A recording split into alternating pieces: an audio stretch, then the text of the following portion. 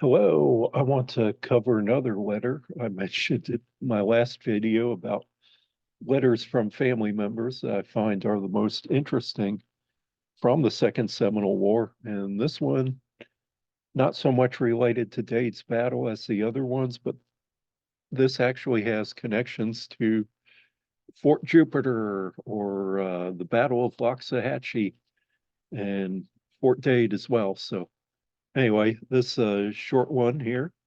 Adjutant General letters received from 1838. This is P46. Um, says Baltimore, March 28th, 1838. So anyway, this woman, Miss Elizabeth Pierson, and Pearson is spelled about three different ways on the same letter, P-I-E, P-E-I, P-E-A-R. So Mrs. Pearson is seeking information on her two sons who joined the service. And as people did back then, they write the president or the secretary of war or the adjutant general. And so here is what she found out. They're Samuel and Robert Pierson. Elizabeth Pierson, their mother, inquires for them. Samuel, and says that they found out Samuel Pierson is a private in Company H, 2nd Artillery. He's present and well at Fort Dade, Florida. Of course, I did a video on Fort Dade.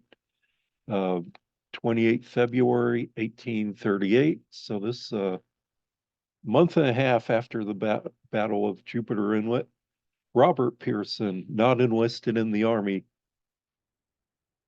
And it's April 3rd, 1838. So says also on the right-hand side, respectfully referred to the Navy Department that desired information concerning Robert Pierson may be furnished if possible. Adjutant General's Office, April 4th, 1838. Of course, you see it takes a few months, answered April 3rd and 5th. So anyway, Robert Pierson went to Florida under Lieutenant Powell. There is no information in this department respecting him. Navy Department, 5th of April, 1838. Well, we actually found him. So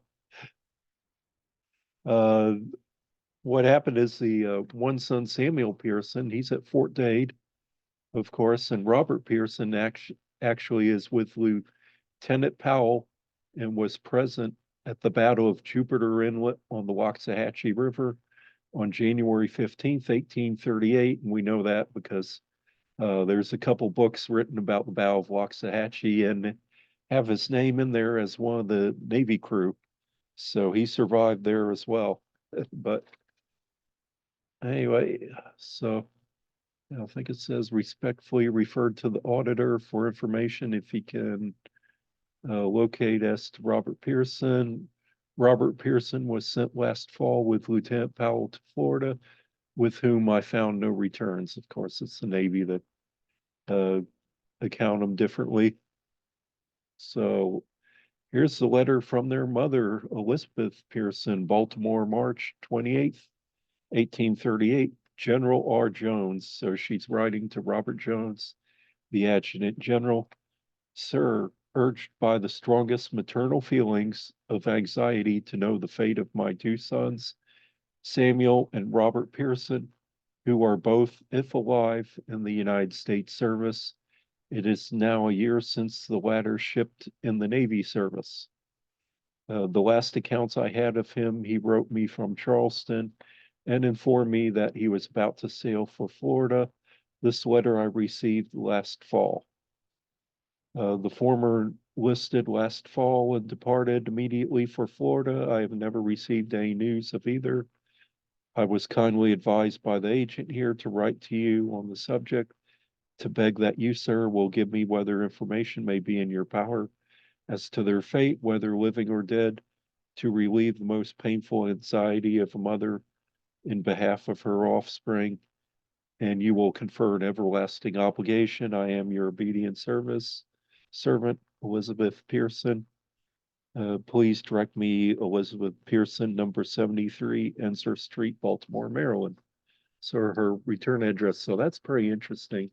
Uh, family letter, uh, uh, pretty, pretty typical of the times, seeking what happened to their son. So, and what's more is we were able to connect the one son as being at the Battle of Jupiter Inlet with Lieutenant Powell on the 15th January 1838. And I hope you enjoyed it.